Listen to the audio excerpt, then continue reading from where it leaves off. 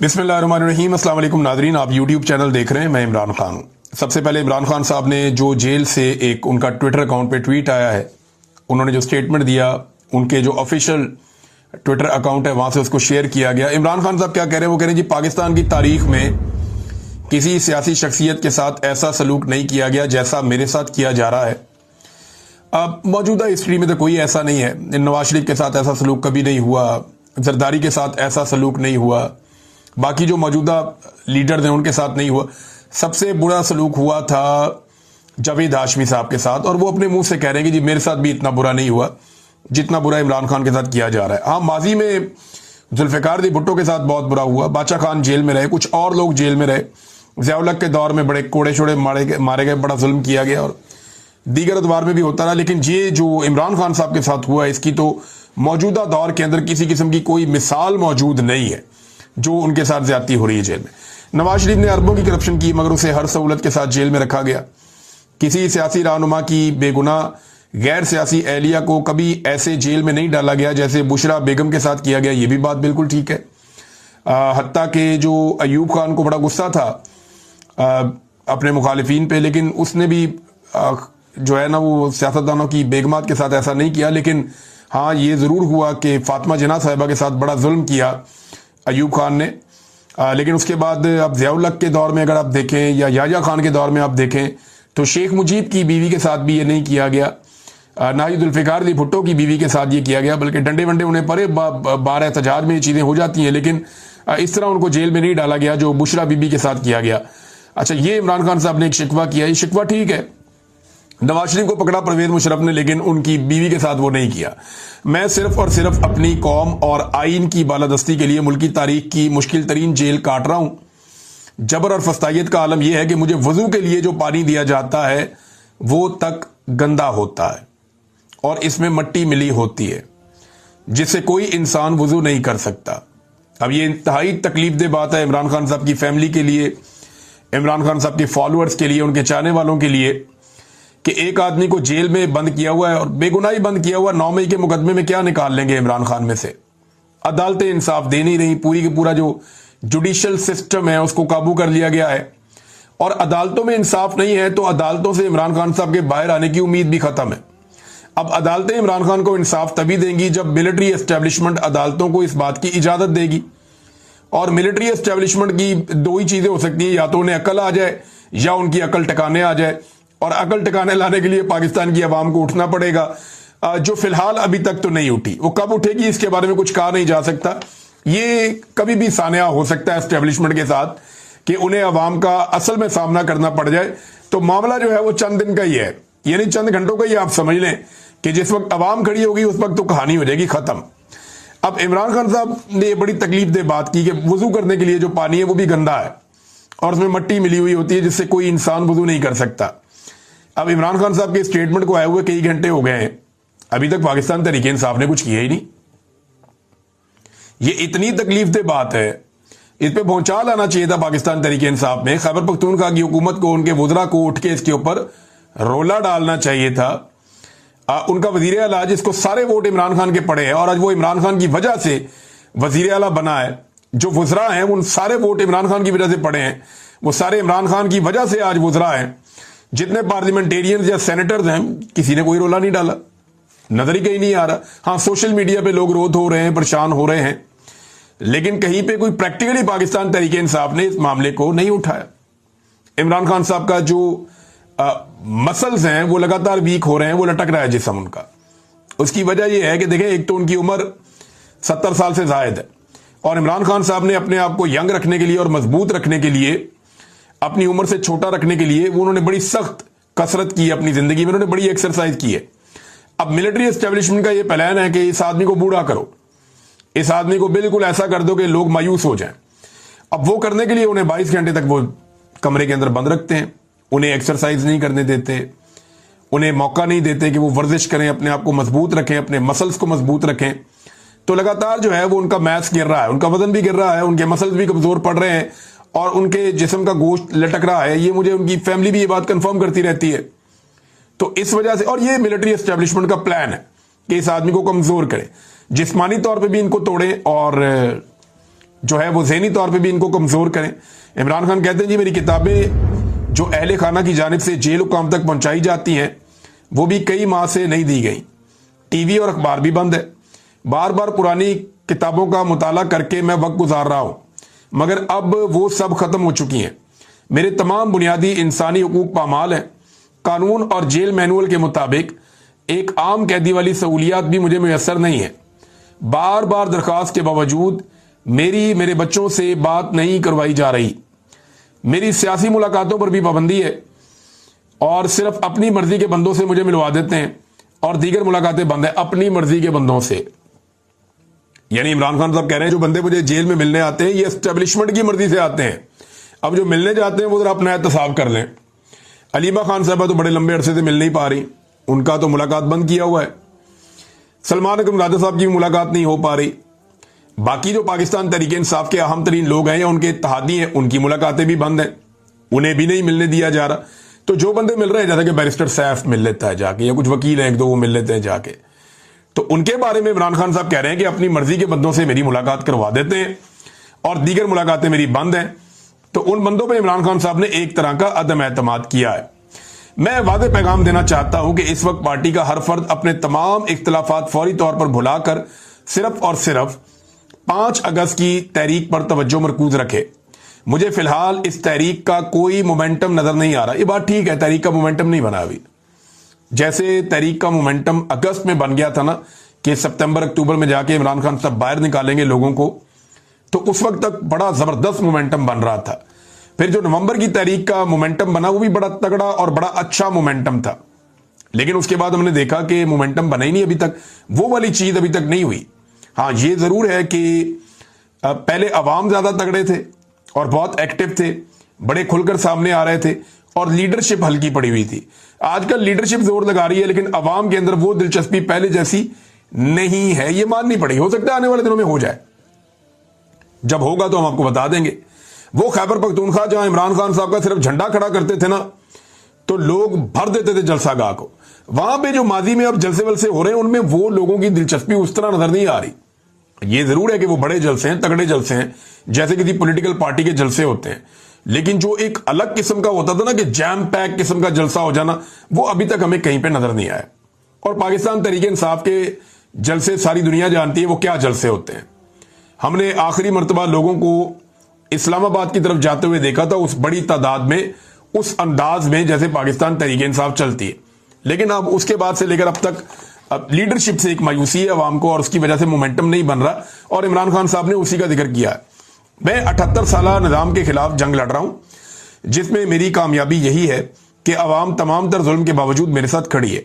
8 फरवरी को अवाम ने बगैर निशान के जिस तरह तहरीक इंसाफ पर एतमाद करके आप लोगों को वोट दिए, इसके बाद सबका फर्ज बनता है कि अवाम की आवाज बने।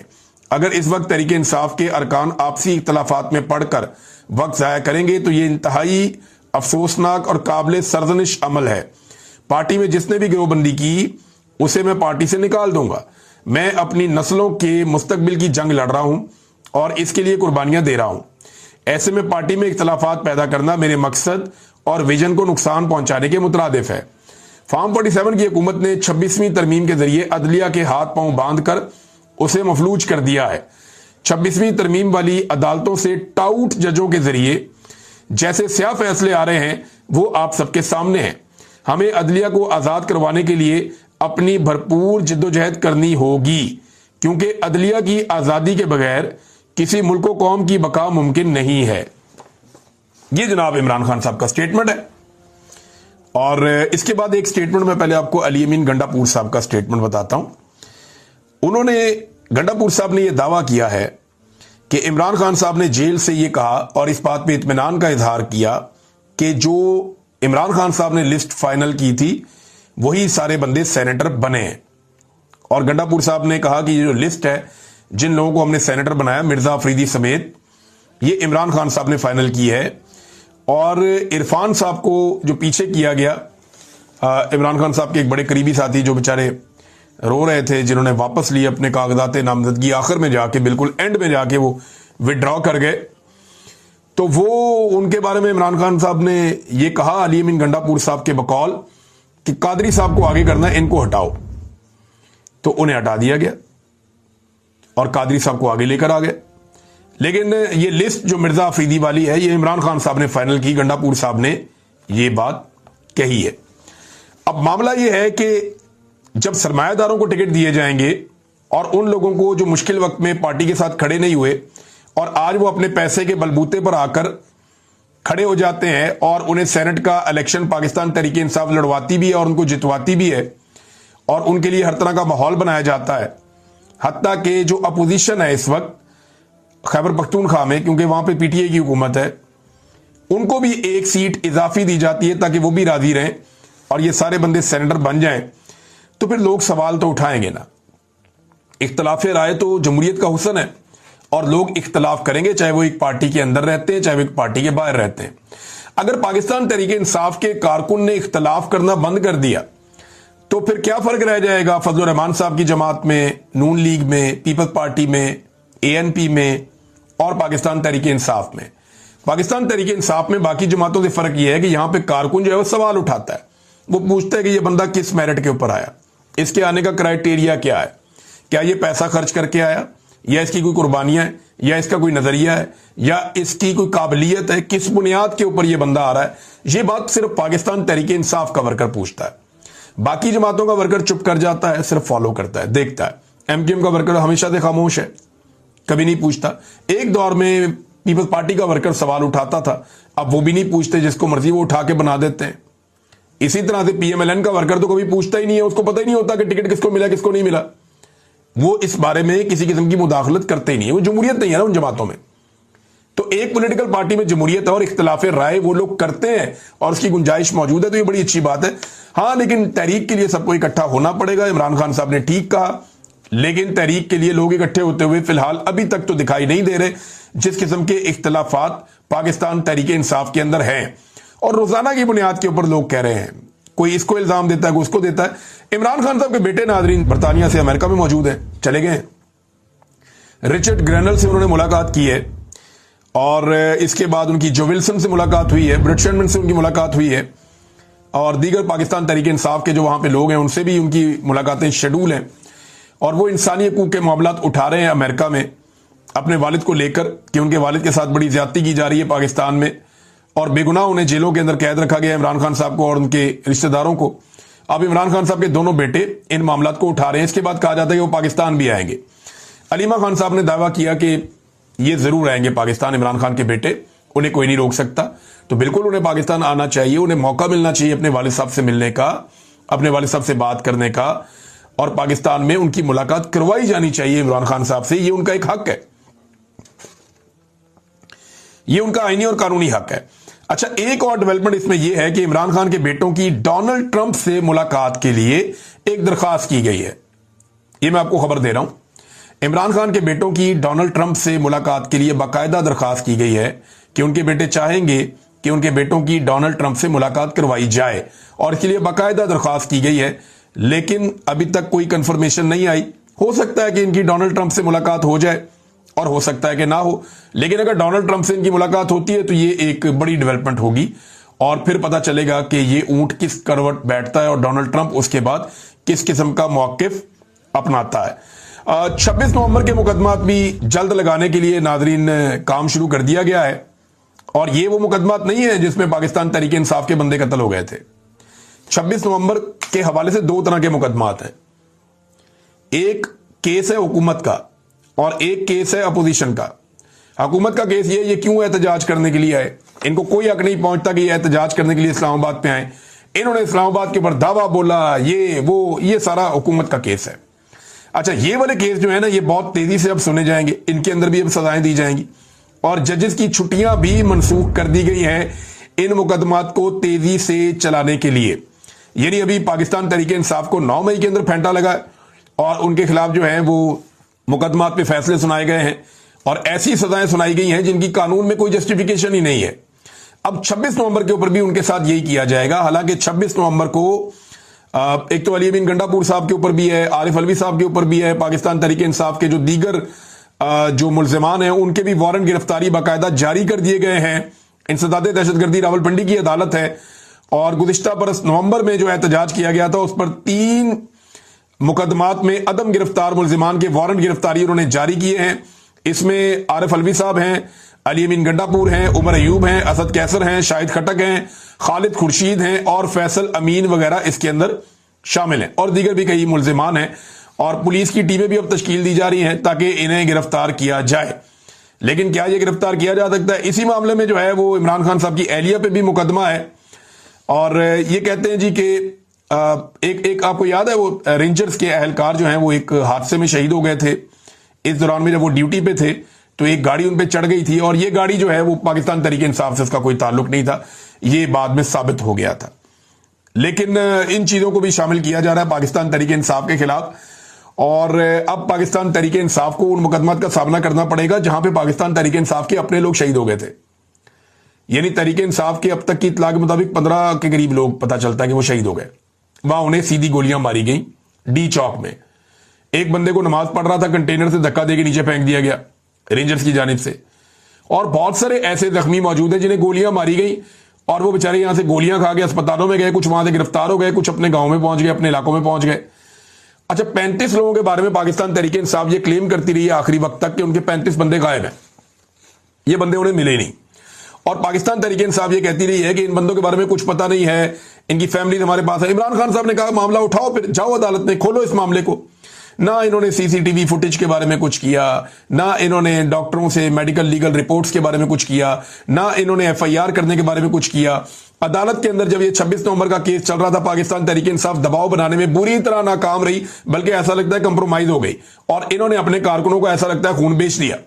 वरना इन्हें चाहिए था कि ये सारी क्यादत जाकर अदालत में खड़ी होती और जज को कहती कि ये मुकदमा दर्ज करें, हमारे बंदे यहां पे कत्ल हुए हैं डी चौक में, हम पुरअमन एहतजाज करने आ रहे थे, हमारे लोग निहत्थे थे, उनके ऊपर गोलियां चलाई गई हैं, गोलियां चलाने वालों के ऊपर मुकदमा दर्ज किया जाए और उन्हें गिरफ्तार किया जाए। और जिन्होंने ऑर्डर दिया, यानी उससे पहले आके अता तारड़ कहकर गया था, मोहसिन नकवी कहकर गया था, इन्होंने कहा था कि 5 मिनट लगेंगे, छट्टा चलेगा, हम गोलियां चलाएंगे, बंदे मर जाएंगे, इस किस्म की बातें ये कहते सारे भाग जाएंगे। ये सारी धमकियां इन्होंने लगाने के बाद गोलियां चलाई है ना, तो गोली चल गई। और इससे पहले जो है वो बाकायदा एक, और फिर वीडियोस भी हैं जैसे गाड़ियों की तोड़ फोड़ हो रही है, जैसे वहां तबाही हो रही है, फिर वहां पे जो सीन को साफ किया गया बाद में, जैसे वहां से सबूत मिटाए गए हैं, खून के धब्बे मिटाए गए हैं। तो ये सारा कुछ वहां पे उस दिन हुआ था ना पीटीआई ने कोई सीसीटीवी फुटेज पे किया, ना कोई पर्चे पे किया, ना कोई दरखास्त दी, ना कोई अदालत गए, ना कोई काम नहीं किया इन्होंने, टके का काम नहीं किया। और छोटा मोटा वकील भेज देते हैं अदालत में। भैया आपको पूरी क़यादत को, सेनेटर्स को, एमएनएस को, एमपीएस को, वुजरा को, वजीर आला को, सबको अदालत जाना चाहिए कि भाई इंसाफ दो, हमारे बंदे यहां पे मारे गए, जो बंदे कत्ल हो गए उन्हें सरकारी खजाने में से पैसे दे दिए, बात खत्म, या उन्हें पार्टी फंड में से पैसे दे दिए, बात खत्म। ऐसे थोड़ी होता है, लोगों के साथ आपने नाइंसाफी की है। और इसी वजह से लोग ये शिकवे भी करते हैं कि गंडापुर ने चलने से पहले कहा था पहली गोली मैं खाऊंगा, और जब पहली गोली चली तो गंडापुर निकल लिया और उसके बाद वहां लोग गोलियां खा रहे थे, लोग वहां जख्मी पड़े हुए थे, लोग अस्पतालों में जा रहे थे, लोगों को गोलियां दिन से लेकर शाम तक लगती रही, गंडापुर साहब डी चौक तक पहुंचे ही नहीं जहां पे लोगों को गोलियां मारी जा रही थी। बहरहाल ये अब मुकदमात ये वाले भी चलाए जा रहे हैं। जिन लोगों को 10-10 साल सजा दी गई ना पाकिस्तान तहरीक इंसाफ के रहनुमाओं को, उनके बयानात सामने आए हैं, वो अभी भी डट के खड़े हैं और वो ये कह रहे हैं जी हम सारे बेगुनाह हैं, जो मर्जी आप कर लें। जितने भी लोग सजा सुनने के बाद अब तक मीडिया के सामने आए या जिनका कोई भी स्टेटमेंट सामने आया, जैसे उमर सरफराज चीमा साहब हैं, अब वो ये कहते हैं कि हम नजरियाती कारकुन हैं, आज भी अपने नजरिए पे कायम है, ये सजाएं हमारा कुछ नहीं बिगाड़ सकती। एजाज चौधरी साहब ने कहा कि हम मुल्क में जमहूरियत और आइन की बहाली के लिए कुर्बानी दे रहे हैं और हमारी कुर्बानी आइंदा आने वाली नस्लों के लिए है। इसी तरह यास्मीन राशिद साहबा ने कहा कि मैं आज भी वहीं खड़ी हूं जहां आज से 2 साल पहले थी और अपने मकसद, नजरिए या जिद्दोजहद से पीछे नहीं हटूंगी, और जो खुद आजाद ना हो वो हमें क्या सजा देगा, ये भी बात की। मियां महमूद रशीद साहब ने भी कहा कि इमरान खान हक को सच पर खड़े हैं, हम इस लड़ाई में उनके शाना बशाना हैं, हुकूमत को होश के नाखून लेने चाहिए, इस इकदाम से नफरत मजीद बढ़ेगी। शाह महमूद कुरैशी ने कहा जनाब कि मैं बाइज्जत बरी जरूर हुआ हूं, लेकिन जिन लोगों को सजा हुई है वो भी मेरी तरह बिल्कुल बेगुनाह है और मुझे बड़ी तकलीफ हो रही है कि उनको सजाएं दी गई हैं। नादरीन, जो हुकूमत है खैबर पख्तूनख्वा में पाकिस्तान तहरीक इंसाफ की, इस हुकूमत ने एपीसी बुलाने का फैसला किया है चंद बड़े अहम मामलात के ऊपर। यानी खैबर पख्तूनख्वा की हुकूमत ने फैसला किया कि एक एपीसी बुलाई जाए और अमन व अमान के हवाले से एपीसी में तमाम सियासी जमातों को बुलाया जाए ताकि अहम फैसले किए जा सकें और सारी सियासी जमातों को इसमें शामिल किया जाए। लेकिन इंटरेस्टिंग बात आपको बताता हूं, पीटीआई की हुकूमत है खैबर पख्तूनख्वा में, वो बुला रहे हैं ऑल पार्टीज कॉन्फ्रेंस के, आ जाओ सारे बैठ के फैसले करते हैं अहम चीजों पर। नून लीग इसमें नहीं जा रही, पीपल्स पार्टी भी इसमें नहीं जा रही, JUIF भी इसमें नहीं जा रही और ANP भी इसमें नहीं जा रही। ये एक्सप्रेस न्यूज की एक खबर है। वो ये कह रहे हैं कि जनाब इसमें नहीं जाना, हम नहीं आ रहे इसमें, और अपोजिशन जमातों ने इसमें शिरकत से इनकार कर दिया है। उन्होंने कहा एपीसी हुकूमती सतह पर है और हुकूमत पहले से ही फैसला कर चुकी होती है। अगर एपीसी तरीके इंसाफ की सतह पर बुलाई जाती तो ANP शिरकत करती। यानी उन्होंने कोई ना कोई बहाना ढूंढा, उन्होंने फर्क रहा, एपीसी में हम नहीं जा रहे। 2 दिन पहले तक ये सारे इकट्ठे बैठे हुए थे सेनेट इलेक्शन के लिए, यानी ये ANP भी शामिल थी, इसके अंदर जो है वो नून लीग भी शामिल थी, पीपल्स पार्टी भी शामिल थी, फजलुर रहमान साहब की पार्टी भी सारे इकट्ठे थे। पहले 2 दिन पहले तक सारे पीटीआई के साथ और खैबर पख्तूनख्वा की हुकूमत के साथ शीरो शिकर थे कि आओ बैठते हैं और बैठ के बंदर बांट करते हैं सेनेट की नशिस्तों में, मैं तुम्हें 1 सीट ज्यादा देता हूं और तुम मेरे लिए गुंजाइश पैदा करो।